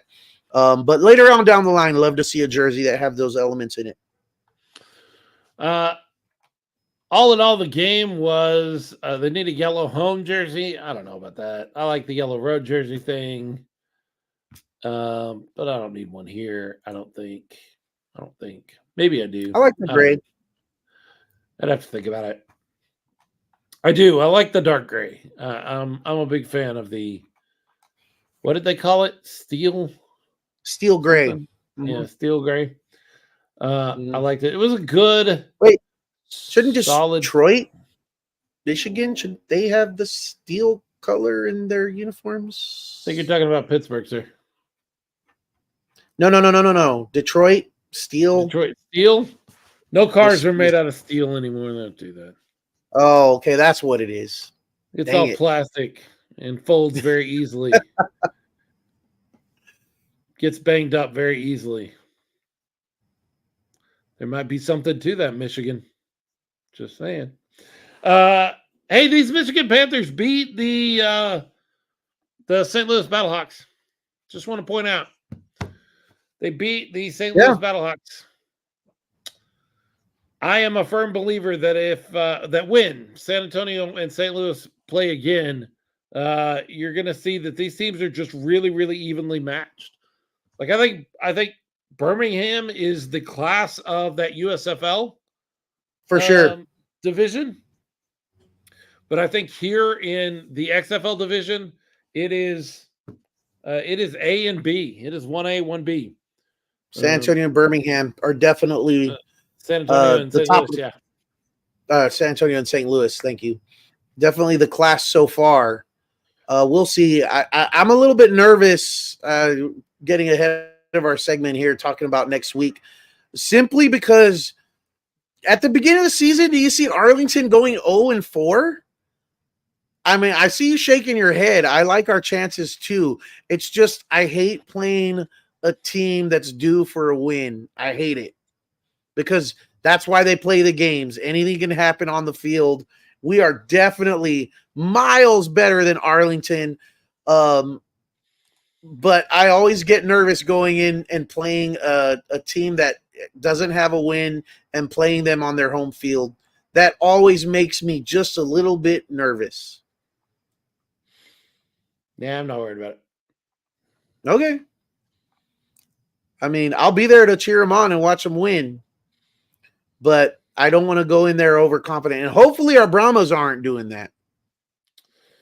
Because I'm just saying, Arlington, they are the defending champions. Right. I'm looking up something on Arlington to see. They are, I feel like they are a turnover machine, but maybe I'm thinking of Houston. Hey. Yeah. Hey, other than the fact that Houston beat Arlington, mm-hmm. Everybody beat Arlington. Yeah. Did you realize? Very happy. Did you realize that up until Sunday, when that game happened, there was only one team in the UFL in Texas that could win games? That could win games? That could win games. San Antonio was the only team that could win games until Sunday afternoon in Texas in the UFL. Oh, I see. That's the only team that matters. 0-3 versus 0-3 for that Sunday night, Sunday afternoon matchup. And somebody, it's an old joke about somebody has to win. Not somebody has to lose, because they're both really good at that, but somebody has to win. And it just so happened to be Houston. My daughters, I was watching that game in the living room, and my daughter goes, "Which team are you cheering for?" And I was like, "Nah." I mean, I guess Houston, because they're right here. They're an hour away from me. I've been out to Houston games before. I like the Roughnecks a little better than I like the Renegades, but meh. I was pulling for Arlington because I hate playing a team off of a loss. I got you. You. Not worried. I don't know if Arlington is at that point where they've lost all hope. I mean, it's okay to play a team that comes off a loss when they're like, not even putting 100% effort anymore, because they've kind of checked it in for the season. But Arlington's not at that point yet. I mean, if they were, they wouldn't have been the champions last year, because they started off pretty rough last season as well. So that I'm just saying, don't go into this game too confident. Arlington can be dangerous. They do still have Luis Perez playing quarterback. Michael Wayne Davis posed a question in the comments. They still do have Luis Perez. He's been kind of up and down. There's been some flashes. But yeah, Arlington has yet to put together a win. The thing that really, I understand why you're comfortable, why you feel comfortable. The Brahmas offense has looked really good. The Brahmas defense looked really good this last game. Yes. If they can carry that over against Arlington, yeah, they're in trouble. But we'll see. I mean, if you look back 2 weeks ago against the Battlehawks, the offense struggled. And then the week before that, the offense struggled for almost a full game. They took a miraculous comeback. So I'm not sure. I don't go in as comfortable as everyone else. I think we're going to win. I'm just hesitant to sit here and be like, yeah, this is a sure thing. I don't like that. I don't like that in football, because you never know. That's why they play the games. Easy win. Don't even need to prepare. Start looking at DC film. Easy win. Oh. We're going to take one more quick break. When we come back, it's our favorite segment of the night. It is Bullspit, our bullseye, as we talk about our favorite things that have happened and the things that we never want to see again in San Antonio football. Stick with us. Smoking Guns Podcast. We're going to be right back for one more. Hang with us.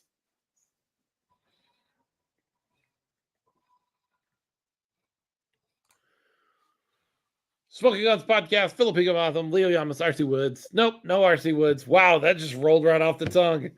I even knew she wasn't here, and I could not stop it from coming out. She's here. She's here in spirit. RC's here.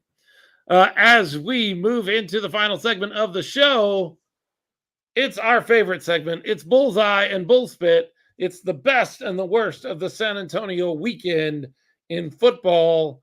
We're going to go through that, and we need your Bullspit and Bullseye as we move through that.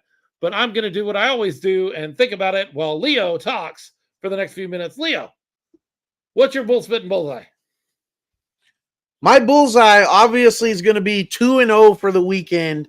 After the week before, and you know, our last show, which was a very negative, tough show, negativity, abounded in that show. One of the most negative shows we've ever had to do.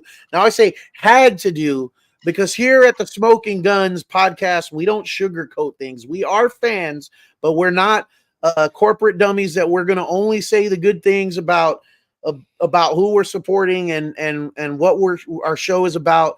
We're going to say it how it is. We're going to say what we see, and we had to give a little tough love or show the organization what the fans were feeling, because we're fans and we talk to all of you guys and we know what you're feeling, and sometimes it's not so great. That show was not fun. This show was a lot better. And this week is a lot better. That 2-0 feeling, that is absolutely my bullseye. 2-0. We need more of that starting this weekend up I-35. Join me, you guys. I hope to see a lot of fans up there for both games. The Bullspit, for me personally, was I couldn't be at the Brahmas game. So that hurt. I really wish I could have been there to enjoy that. But also, again, I'm being a little selfish and personal, but Bullspit on the UFL and the Arlington Renegades for releasing their buy one, get one offer on tickets middle of the day while I'm at work, and I didn't see it and I didn't know anything about it. I had already got my tickets this morning because I really wanted to get that out of the way, not be dwelling on my mind, making sure I had everything wrapped up for me and Loli's for the weekend. I bought my tickets this morning. And then just a few hours later, I get a message from James Palmer. Hey, did you see this? They're doing a buy one, get one for the tickets at this weekend at the Arlington game. And I'm like, why you got to send me bad news? I'm just kidding, though. It's great news. You guys need to take advantage of that. Those of you who haven't got your tickets yet. I just missed out on it because I was too eager. I got the tickets this morning. I'm a planner. I wanted to make sure I had that. And I went and got my tickets. But supporting the league, it's not all bad. It's just Bullspit on the wallet. Mo Ferrante says, I wish I could go to those upstate games. You can. Like, I realize that you probably have something out there that's like, well, I can't because work or family or what. Probably work, but you can. Smoking Guns pot. Dr. SGP can write you a note for poor Mo Ferrante, sick on the weekend in our care. In the middle of buying a house. That's not important. Can't do large spending right now. He just told you about a buy one, get one free offer. We're making the deals here. You can do this. You can make it happen. Make decisions now that feel good right now. Those never hurt you later. Never. Those never come back to bite you later. It's always good. It's always good to do what you feel good about right now. Buy your tickets. Head on up 35. Go watch the two games up there. Now, do what's right. Gas, food, leaving work early. Trust me. Wife saying no, no, no. Who's in charge? You or Iris? Never mind. Hey, I got plenty of room in my car if you guys want to come up with us and save on that gas.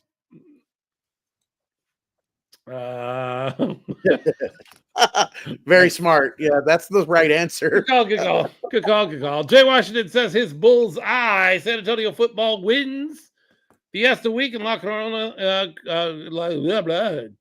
Take over for me, Leo. San Antonio football wins Fiesta Week and La Coronella. There you go. San Antonio football attendance is the Bullspit. Yeah, it is what it is. I would love to see more people out there, but I get it. Let's really get out to these gunslinger games. Like, I don't understand that one. Well, I do this week. It was a Thursday night game. By the way, might be speaking out of school here. Hope I don't get myself in trouble. I'm sorry, James, if this was something. No, you shared this on a public forum. Never mind. I'm not sorry anymore, and I take back my apology. James Stubing mentioned on the Discord that a lot of us are part of earlier this week that he has already sent messages to Freeman and to the IFL telling them that we will not be participating in any weekday games next year at home. That's not good for our fans. It's not good for their product. They put together a great game, and if you were there and looked around the crowd, you know that they lost money on that. That was rough. So yeah, that was rough.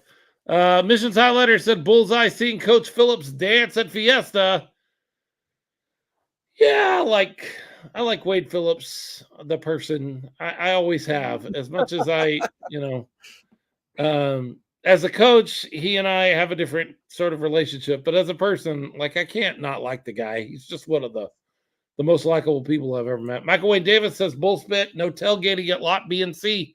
I'm going to tell you right now, that doesn't hurt me anymore. Like, if they'll do what we did this time and just put together a tailgating lot right next door, I'm okay with that. We can do that. I think that's all of them. I hope I didn't miss yours. I've been trying to catch them as they come through. Personally, my bull spit for the weekend. Now, let me start with my bullseye. My bullseye for the weekend would be the tailgate. I thought that was great. I mean, it really just seemed like a no-brainer. Like, I'm sure that there may be a problem with the lot, or we can't do that every time, or the lot owner says, nah, I'm not really interested in opening it up for that kind of event regularly or something like that. But aside from all those things, like, this makes more sense than giving $30 to the Alamo Dome for 2 hours worth of time before the game. Like, I thought it was great. I loved that I got to hang out with all of the people we know and the people we connect with online and the Brahmas folks. The bull spit. My only bull spit would have to be, and it's not terrible, but I hate that the technology goblins in the San Antonio Gunslingers game took our broadcast down twice. That looks bad.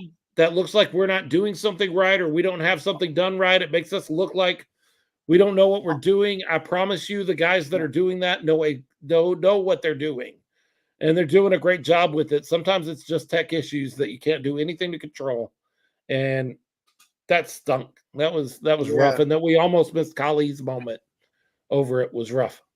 Well, he did. The broadcast did miss it. Just that Robert Chico was there with his camera just ready and saved it. But yeah, that's really unfortunate, particularly considering that this was the week that the broadcast was going to be televised on Channel 2. Yeah, they're doing that with all the games. I think they're going to broadcast them on Channel 2, which is cool. Yeah, I wonder if I get residuals. Do I get residuals from that? Oh,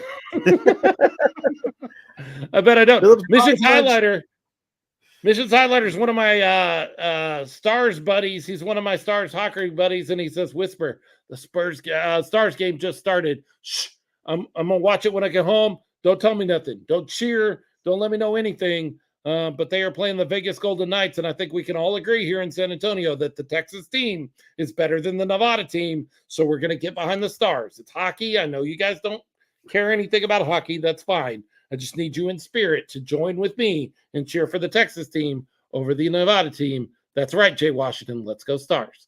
That's the way to be." Mo Ferrante says tech issues need to go away. I don't think that's ever going to happen. James Palmer, that's not true. I just found out the game just started. If the Stars are up 3-0 already over Vegas, like, I would be elated, but I don't believe that. I don't believe that. I think you're lying to me. He says, just kidding. I have no idea. Thank you. What else? That 2 wins. Hey, Leo, how about we do 2 wins this week too? How's that sound? Let's do it again. It worked out pretty good this week. I say we do it again. Why not? Yeah, can't hurt anything, right? Oh, I did want to address, I'm going to check on our Patreons because I wanted to make sure I make a big deal about our patrons, and they're awesome. Yep. And but it reminded me that Texas Pete, who is one of our patrons, commented on something that we need to address, Leo, because it's you and I he was talking to. He said, you guys have been watching too much indoor football. We were talking about AJ Smith and his tendency to get side to side on the field and not go upfield enough. And Texas Pete says, you guys have been watching too much of that indoor football where they go down the field all the time. It's good to go side to side in football. Hear me, yes, Texas I Pete. agree. Hear me, Texas Pete. I think the strategy and the tactic is good. But when you do it too often and when it's not working, that's a problem. You got to do it, but not so much. That was like the whole offense against the Steamboats. I'm still calling them the Steamboats. And against the Battlehawks. I mean, too much. It's moderation. You got to mix it up. And I agree. I perfectly. I think that's a great big part of the offense for the Brahmas, but it shouldn't be their whole offense, especially when they have the weapons and the quarterback with an arm to go vertical. Right. As James Palmer says, predictability isn't good. Yeah, James Palmer is one of those people that approached me at the end of last Gunslingers season last year in the Gunslingers, and he said, if I'm in the stands and I as a fan can tell you what your offense is about to do, that's bad. Because he believed that our offense for the Gunslingers last year was way too predictable. And he did not like that he could predict in the stands where the offense was going. I remember that conversation. Yep. Someone else, or go ahead. Yeah, no, I was about to do the same thing you're about to do. So go for it. Okay. The Smoking Guns wavelengths here, brains thinking alike. Someone else that we definitely want to mention, need to talk about. I hope I don't get the name wrong, but it's Victor Ramirez. Sounds right to me. Fan of the show. Works a lot of hours, working 2 jobs. I got to meet with him, deliver his jerseys, plural, which he ordered 2. And I just want to say, Victor, it was a pleasure meeting you, and we thank you for your support. I think that's awesome to have someone like that. And I'm sure there's others, but we don't run across a lot of you guys that sometimes tell us, hey, I don't ever get to watch the live show, because of work hours, or it's outside of my ability to be able to watch that. But I listen to you guys regularly on the podcast. And I'm a big fan of the show. He's such a big fan of the show. He wanted to make sure he got a Smoking Guns podcast jersey that fit him and fit him well. So he ordered 2 in 2 different sizes and said he was going to give the size that didn't fit him the best to his brother. And I was kind of floored by that. And I just want to say thank you, Victor, for the support. Thank you for listening to us and being there. We have our regulars that join us on the live show and we interact with. But it's great to hear from you guys from time to time and meet you guys that have been giving us love silently in the background and supporting the show for the duration that we've been here doing this thing. So thank you, Victor, and thank you all of you guys that are just like Victor. Yes, thank you, Victor. It was great to hear that story. I heard from Leo that you're a regular listener, but you've just never been able to interact with us because work schedules are what they are and you work 2 jobs. Man, I've been there. A lot of us have been there, and there's not a lot of time to do things. You got to fit them around your schedule. That's not something that you can schedule time to go watch a podcast. And so we really appreciate you being a part of our community, even if we don't get to interact with you person to person. We're excited that you're here and that you listen, and we were ready to give you a shout out on this show. Other people that we need to shout out. We are a show that's brought to you by a great group of patrons. They are a group of people that put a little bit of money into the pot every month to help us do amazing things around our show, like those fan jerseys, or like helping kids get to football camps or cheer camps, and just helping our show go because there's bills that, we have to pay just to be on the air and have access to the things we need to get on the air. Our patrons are great people. It's Texas Pete. It's Alfred Rodriguez, James Palmer, Jay Washington, Jordan Stubing, James Stubing, Kim and Greg Nelson, and Mo and Iris Ferrante. All those folks that help us make the show go. We thank you. We appreciate you. We appreciate your support. If you would like to be part of that list, you can reach out to us at patreon.com/SmokingGunsPod. That's Smoking OG, Guns with a Z, P-O-D. And you can sign up at the $5, $10, or $20 a month level and help us make the show go. We would appreciate it, but it's not by any means necessary, but it just helps us make, gives us a little bit to do some extra in our community and around our community. You can get in touch with the show on social media. Facebook's the best option to do that. You can go to any of our social media. It's at Smoking Guns Pod. That's Smoking OG, Guns with the Z, P-O-D. Facebook, again, is the best way to reach out to us. You can email the show at smokinggunspod@gmail.com. I think that's it. I think that covers all the things. Jason Wood has one last question for us. Yeah. Any news on discounted tickets or BOGO for the Brahmas since they're on the road this week? There is one up in Arlington. Tell them about that, Leo. There is a BOGO offer, buy one, get one through FIVO. I do have the link. James Palmer sent that to me earlier today. I talked a little bit about it in my bull spit, just being selfish. But yes, there is, Jason Wood, there is a BOGO offer. If James is still with us, he could share that in the comments. If not, I will get that to you shortly after the show. When I'm able to, I will send that to you via private message. And actually, we should probably share it on our Facebook page. So we'll do that here soon also. We want to get as many of you guys, the 210 football fan base, up to the Dallas-Fort Worth area as possible for this weekend. We understand that can be challenging for some, and it's not doable. But for those of you who can, then definitely we want to do that. James Palmer saying he believes he might mean for home games. There was one for the last Brahmas home game. We'll see. I think those come out depending on what the attendance or the sales tickets are looking like once they get into the early parts of the game week for that home game. So those will come out as you get closer to the home games, and we should see some of those. We will hope that we don't see too many of those, because that means tickets are selling well and we're getting more people in the seats, paying ticket prices ahead of time. But the more we can get, the better. So if it's the BOGO offers that fill those seats, then we're all for them. But yeah, that's you got to just kind of follow that on a week by week basis when it's a home game scheduled. We do not have another home game for the San Antonio Brahmas until week 8, May 19th, against the Arlington Renegades. That's a long time. We got like 3 weeks on the road before we get to come back to the Alamo Dome. Well, let's go to all these road games, guys. No, I'm just kidding.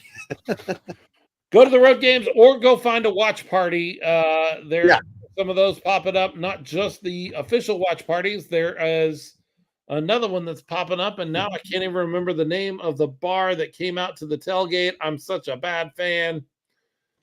I'm not going to be able to find it fast enough, but we'll get that information up. Fiascos is doing a watch party, and they came out to the tailgate. They are actual fans. Jay Washington says, make sure to buy the tickets after the BOGO's released, not before the buy one, get one gets released, like Leo. Yep. Wah wah. James Palmer, the new Smoking Guns assistant. Man, we may put you on the payroll. Hey, you don't get paid. You can get paid as much as we do. No, but yeah, James has been great, and he's always on top of James. things. That was Jessica. That was Jessica Parker. Yeah, that was Jessica. That's James's better half. That was Jessica, giving a shout out to her husband, James, who has been great. And yes, sharing lots of information. He's on top of things, and he sends that over to us via Facebook Messenger or text, and he's making sure that we're on top of things, that we do appreciate that. Thank you very much, James. Absolutely. And thank you, Jessica, for giving your husband a shout out. I haven't got a shout out from Loli's in a while. She called me out for being incorrect about something this show. She did. She was like, "Oh, you were way off. You suck." Well, 2 wins. Let's do it again. Let's do 2 more wins and prove to the IFL that we belong here by taking down the Frisco Fighters, and then go to 4-1 and just keep pressure on St. Louis. Make them get those wins and stay ahead of us. They're ahead of us by half a game right now. And they are going up against DC this week. In DC. So let's keep pressure on them. When it comes to football, professional football, whether that's in DC or St. Louis, Birmingham, or Las Vegas, or down in San Diego, or up in Green Bay, when it comes to professional football on the 50-yard fight or the 100-yard variety, wherever they play professional football, the 210 has got something to say. Bang, bang.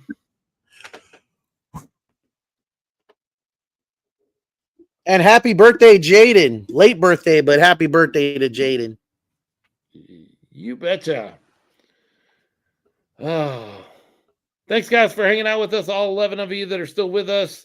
Looks like the whole Palmer family, and that's very cool. Jay Washington approves of the new hire of James as our assistant. Again, the pay's not good, but the responsibility is also rough. So we got it all covered. Thanks for hanging out. And we don't offer any benefits. Thank you, guys. Make sure you download the show in the morning and share it and like it, and give us a rating and a review on whatever podcatcher you have, because our numbers are going down, and we know why that is. We know that a lot of you interact with the show here on social media instead of downloading it. But we need to get those numbers up. That would be nice to get our show out there even more. I didn't mention anything about the Fuel Network. That's on me, but go download Fuel on your Roku TV or your Fire Stick, and be a part of that experience as well. It's a lot of good content there, including that new show that RC is doing along with Amanda and Amber. And Amber, yes, thank you. That's on Wednesday nights at 7. I think it's at 7. I hope it's at 7. Otherwise, I just lied. But I think you're right.